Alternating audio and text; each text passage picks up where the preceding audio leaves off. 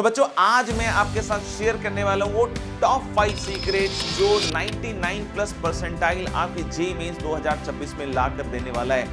99 percentile in JEE maths is not a magic, it's a mindset, a method and a marathon. मैं एक सबसे important बात करने वाला हूं, एक फॉर्मूला देने वाला हूं, एक गोल्डन रूल देने वाला हूं जो आपके लिए इस प्रिपरेशन में बिल्कुल बहुत शानदार साबित होने वाला है। 99 percentile in JEE Maths is not a magic. It's a mindset, a method and a marathon. तो बच्चों अगर तुम्हारा टारगेट है कि जेई मैथमेटिक्स में जेई मेंस एग्जामिनेशन में 99 परसेंटाइल मैथ्स में लेकर आना, तो आज मैं आपके लिए लेकर आया हूं एक ऐसी स्ट्रेटजी जो सिर्फ थ्योरी बेस्ड नहीं है बल्कि ग्राउंड रियलिटी पे बेस्ड है।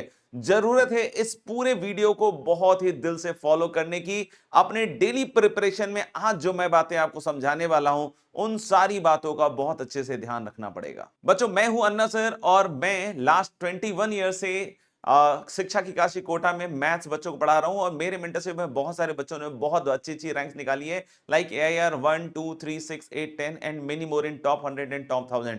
और ये है अन्ना एकेडमी जिसमें आपका बहुत सारा स्वागत है। और बच्चों अगर आप इस चैनल पर नए हो तो इस चैनल के वीडियोस को लगातार लाइक करते रहिएगा सो दैट कि जो इंपॉर्टेंट वीडियोस या शॉर्ट्स मैं आपके लिए बना रहा हूं, स्पेशली क्यूरेट कर रहा हूं, वो आप तक जरूर पहुंचे। और जो इस चैनल का मकसद है कि आप बच्चों के बहुत अच्छे मार्क्स मैथ्स के अंदर लेकर आने का वो पर्पस या वो मिशन सक्सेसफुल हो जाए।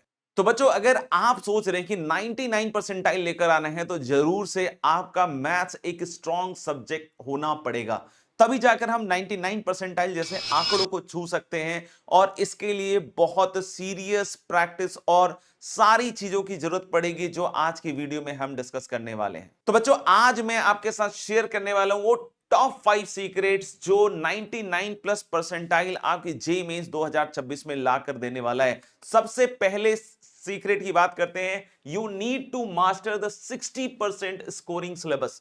यानी अगर आप एनटीए के पैटर्न को अगर ऑब्जर्व कीजिएगा, इसके ऊपर मैंने हालांकि एक वीडियो बनाया है काफी डिटेल में, अगर अभी तक आपने उस वीडियो को अच्छे से नहीं देखा है तो जरूर जाकर देखिएगा, है ना। इसका जो उस वीडियो का जो लिंक है मैं कोशिश करूंगा कि इस वीडियो में आ जाए, उस वीडियो के डिस्क्रिप्शन में आ जाए। तो हमें सबसे पहले कोशिश करनी पड़ेगी कि 60% सिलेबस को मास्टर करना। अगर आपके कान ये सुन रहे हैं कि बाकी 40% सिलेबस को छोड़ देना है तो बेटा इसका मतलब है कि 99 परसेंटाइल तक आप नहीं पहुंचना चाहते हैं। आप एक ऐसे नंबर पे अपने आप को सेटिस्फाई करना चाह रहे होंगे जो 99 परसेंटाइल से नीचे रहने वाला है। तो जब मैं बोल रहा हूं 60% को मास्टर करना है तो आपके कानों में ऐसी बात नहीं जानी चाहिए कि 40% इग्नोर करना है, क्योंकि आप सभी बच्चों को समझदार बनना पड़ेगा, अवेयर बनना पड़ेगा कि आजकल जेईई मेंस कहीं से भी कोई भी सवाल दाग सकता है। लेकिन ये जो 60% है ये देखा गया है और ये पूरे एक्सपीरियंस और पूरे दावे से कह सकता हूं कि इससे जो क्वेश्चंस हैं वो सबसे ज्यादा आते हैं। कोई बोल सकता है कि सर ये तो काफी सारा सिलेबस हो गया, तो यस बच्चों, अगर आप 99 प्लस परसेंटाइल वाली चीज पर आना चाहते हैं तो बच्चों ये करना पड़ेगा, कोई शॉर्टकट नहीं होने वाला है।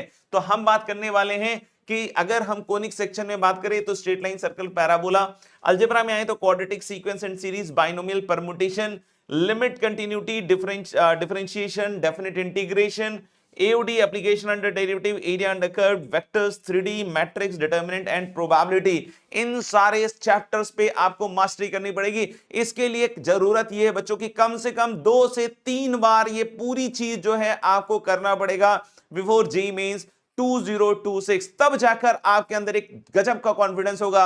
और इन चैप्टर्स के क्वेश्चंस को देखने के बाद आप समझ जाएंगे कि यार ये तो बहुत आसानी से हो सकता है। अब बच्चों आते हैं हम लोग सेकंड पॉइंट पे, जो कि अपने आप में सबसे ज्यादा जबरदस्त पॉइंट है, जो मैक्सिमम बच्चे फेल करते हैं इस एग्जीक्यूशन पार्ट में, वो यही होता है। And that is what, time management practice. And that is going to be your real score booster. It is going to be real score booster.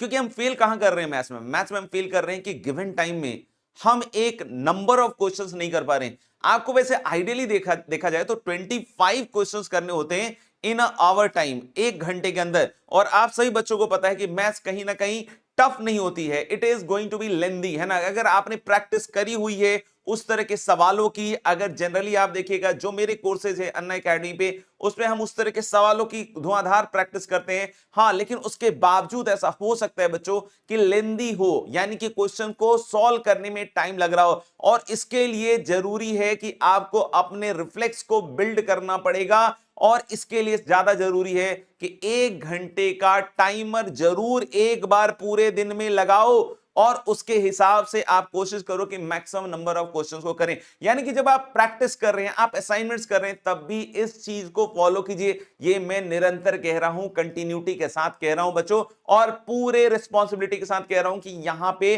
ज्यादातर बच्चे गड़बड़ करते हैं। आप ऐसे बच्चे ना बने बच्चों, है ना। तो आपने को कोशिश ये करनी पड़ेगी 1 घंटे के टाइम में, अगर स्टार्टिंग में मान लीजिए कि आपसे 10 ही सवाल हो रहे हैं, निराश होने की बात नहीं है बच्चों, है ना। धीरे धीरे आप इसको पुश कर सकते हैं, कोशिश कीजिएगा 12, 15, 16 तक जाएं, और धीरे धीरे आप जब जाइएगा 2022 तक अगर करने लग जाइएगा till the end of these 5-6 months, तो अल्टीमेटली यू विल सी कि yes you can also score 99 percentile. यानी कि दिमाग में गोल क्लियर होना चाहिए कि अगर मैं 10 से शुरू कर रहा हूं, आज अगर मेरा इंस्टेंटेनियस स्टेटस 10 के बराबर है, तो कल 10 ना रहे, कल 11 हो सकता हो 1 महीने के बाद 15 पहुंचे, 2 महीने के बाद 18 पहुंचे, 3 महीने के बाद 20 पहुंचे, 4 महीने के बाद 22 पहुंचे। इस तरीके से टारगेट सेटिंग करते हुए अपने आप को निरंतर उस गोल की तरफ जाना है। लेकिन आप सीधा 10 से 25 पे जंप कीजिएगा, 10 पे 22 पे जंप कीजिएगा, तो ये बहुत बड़ा जंप होगा, इसके लिए बहुत ज्यादा मेहनत करनी पड़ेगी। तो अपने इस पूरे गोल को छोटे छोटे टारगेट्स में कन्वर्ट करते हुए विद इन हर एक मंथ उसके हिसाब से प्रोसीड कीजिए,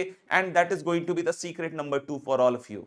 बच्चों, अब हम आते हैं पॉइंट नंबर 3 पे, और पॉइंट नंबर 3 देखकर आपको हो सकता हो थोड़ा अजीब लगे, PYQ is not equal to revision, PYQ is revelation. इसका क्या मतलब है सर?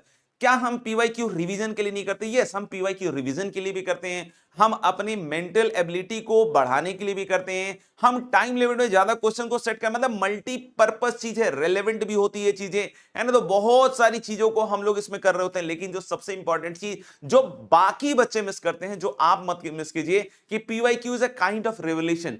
रिवोल्यूशन किस तरह का रिवील यहां पे हो रहा है सर? ये बेटा, अगर आप बहुत अच्छे से अगर ऑब्जर्वेंट हैं, अगर आप सपोज कर लीजिए कि किसी साल के पीवाईक्यू को कर रहे हो, तो आप इसमें आइडिया लगाइए कि बाकी लोग हो सकता है ये काम नहीं कर रहे हो, लेकिन अगर आप ये काम कर रहे हो तो जरूर कमेंट बॉक्स में लिखकर मुझे बतलाइएगा कि आप इसमें आइडिया लगाइए कि किसी चैप्टर से हर साल कितने सवाल आ रहे हैं। सो दैट देखो, एक तो मैंने बताया और दूसरा आपने खुद ऑब्जर्व किया, तो आपके माइंड को एक श्योर मैसेज जाता है। कभी कभी ऐसा होता है कि बहुत बार हम किसी की वीडियो सुनते हैं, हमारे दिमाग में वो चीज बिल्कुल अंदर तक नहीं बैठती है, लेकिन जब यही काम आप खुद कर रहे होते हो तो आपको पता चल जाएगा कि अरे यार, बाइनोमियल थ्योरम जब मैं कर रहा था, तो बाइनोमियल थ्योरम में हर एक साल देख रहा हूं मैं कि 1 से 2 सवाल आ रहे हैं, तो आपके माइंड में जबरदस्त तरीके से बैठा रहा होगा कि इस तरह के सवाल आते हैं, और उस तरह के सवाल करने में आप फिर एफिशिएंट हो जाइएगा ज्यादा से ज्यादा क्वेश्चंस को करने के बाद। तो यानी कि इस रिविलेशन को भी पकड़ने की कोशिश कीजिए जब आप पीवाईक्यू सॉल्व कर रहे हो, सो दैट कि जब आप आगे आगे बढ़ते जाएं और जब लास्ट में आपके पास प्रैक्टिस का टाइम आए,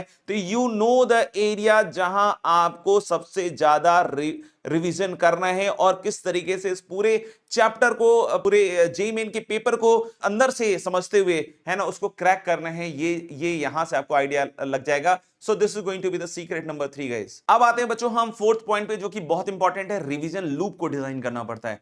हम बहुत बार खूब पढ़ लेते हैं, लेकिन जैसे जैसे हम पीछे आगे चलते जाते हैं, पीछे वाली चीजों को भूलते जाते हैं। इसके लिए जरूरी है बच्चों शॉर्ट नोट्स बनाना, जरूरी है क्वेश्चंस को मार्क करना, जो इंपॉर्टेंट क्वेश्चंस है, जरूरी है ऐसे क्वेश्चंस को मार्क करना जो आपको लगते हैं कि यार इस क्वेश्चन को अगर हम दोबारा भी करेंगे तो एक नया तरह का ही एहसास देगा, और इस तरह के क्वेश्चंस अगर मेरे पास आ गए तो शायद एग्जामिनेशन टाइम में मैं नहीं कर पाऊंगा। तो उस तरह के क्वेश्चंस को बार बार रिवाइज करने के बाद होता क्या है कि जब भी उससे रिलेटेड या उस तरह के सवाल आते हैं, तो जैसे गूगल आपको सजेस्ट करता है ना, जैसे आप कुछ टाइप करते हो तो Google start suggesting you this this this, एकदम बहुत सारे ऑप्शन देता है, वैसे ही आपका माइंड भी आपको सजेशंस देने लगता है कि इस वाले क्वेश्चन में आप शॉर्ट इस तरीके से कर सकते हो, या फिर दूसरा ऑल्टरनेटिव तरीका वो होता है कि हाँ यार, या तो इस तरीके से ये वाली चीज होती है, या फिर ये एक दूसरा तरीका है जिससे हम इसको कर सकते हैं। और वो कब होगा? जब आप रिवीजन को बिल्कुल लूप में करते जाइएगा। कोशिश करना है कि यार 20-25 दिन के बाद जो हम रिवीजन कर रहे हो, तो उसमें पुरानी चीजों को हम फिर से रिवाइज करते हुए आगे बढ़े, सो दैट कि हमारा कॉन्फिडेंस भी साथ ही साथ ग्रो होता रहे, नए चैप्टर्स भी सीखते जाएं, और पुराने जो हैं वो याददाश्त में मजबूत होते जाएं। जो 5th इंपॉर्टेंट पॉइंट है बच्चों, that is JEE main pattern के बारे में। जेईई मेन के पैटर्न को देखिए तो यार आपको सबसे पहले तो अपने स्ट्रेंथ एरियाज आइडेंटिफाई करने पड़ेंगे कि क्या आप सिंगल करेक्ट सॉल्व करने में बहुत स्ट्रांग हो या आप इंटीजर टाइप सॉल्व करने में स्ट्रांग हो।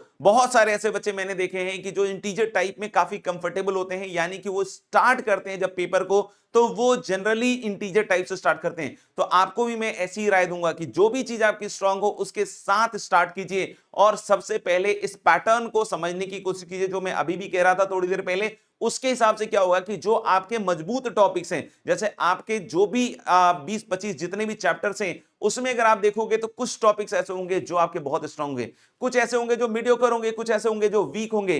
तो जब भी आप पेपर करना शुरू करें बेटा, है ना, तो इस चीज का ध्यान रखिए कि आपको सबसे ज्यादा जरूरी है कि स्ट्रांग टॉपिक्स के साथ स्टार्ट कीजिए, लेकिन ऐसा ना हो कि जो आपके मॉडरेट जोन वाले क्वेश्चंस हैं उसको टोटली इग्नोर कीजिए, क्योंकि आप एग्रीगेट टोटल अगर आप बढ़ाना चाहते हैं तो उस चीज पर आपको आना पड़ेगा। और कुल मिला के अगर हम बात करें 99 परसेंटाइल का एक सेव स्कोर लेकर चलना चाहते हैं मैथ्स के अंदर, तो आपको कम से कम 70 तक हिट करने की कोशिश करनी पड़ेगी इन द मॉक टेस्ट। हो सकता हो कि अभी आप 40 30 या इस तरह के मार्क्स हिट कर रहे हो, लेकिन आप धीरे धीरे कोशिश कीजिएगा तो वो वहां तक पहुंच सकते हैं। और अगर आप 99 परसेंटाइल में भी बहुत अच्छा करना चाहते हैं तो आप 80 से 90 तक स्कोर कर सकते हैं विद द गिवन स्ट्रेटजी। और ये बहुत सारे टॉपर्स ने अपने ऊपर अप्लाई करके देखा है and they have done tremendously very good. तो मैं आप सबको सजेस्ट करूंगा इस चीज को बिल्कुल बिल्कुल बिल्कुल बहुत अच्छी तरीके से अप्लाई करने की कोशिश करें। और अब मैं एक लास्ट में एक सबसे इंपॉर्टेंट बात करने वाला हूं, एक फॉर्मूला देने वाला हूं, एक गोल्डन रूल देने वाला हूं जो आपके लिए इस प्रिपरेशन में बिल्कुल बहुत शानदार साबित होने वाला है। And that is Anna sir golden formula. What is this golden formula? देखो बेटा, अगर आपको 99 परसेंटाइल 99 प्लस परसेंटाइल स्कोर करनी है तो आपको इस चीज को समझना पड़ेगा कि you will have to go by revision, you need to do more practice, you need to do strategy, और आपको अपने फियर को कम करना पड़ेगा। फियर को कम करना पड़ेगा मतलब अगर 99 परसेंटाइल तक पहुंचना है तो इन तीनों चीजों को बढ़ाना पड़ेगा और इसको आपको कम करते जाना पड़ेगा। और ये कम कैसे होगा? वो ऊपर वाली तीन चीजों के ऊपर डिपेंड करता है कि अगर आप ऊपर वाली तीन चीजों को बहुत स्ट्रांगली अप्लाई करते हो तो धीरे धीरे आप देखोगे कि आपका जो फियर है एग्जामिनेशन का वो धीरे धीरे खत्म हो जाएगा। And I am very sure कि फिर आप जेईई मेन में 99 प्लस परसेंटाइल लेकर आइएगा। तो जरूर मुझे कमेंट करके बताइए कि आपका क्या ड्रीम है, आप किस तरीके से इस प्रिपरेशन को आगे लेकर जा रहे हैं और क्या प्रॉब्लम फेस कर रहे हैं, सो दैट कि मैं आपकी इस चैनल के माध्यम से हेल्प कर सकूं। थैंक यू वेरी मच इस वीडियो में जुड़ने के लिए मेरे साथ। मिलते हैं अगले वीडियो में, तब तक के लिए अपना ध्यान रखें, आगे बढ़ते रहिए, पढ़ते रहिए। जय हिंद, जय भारत।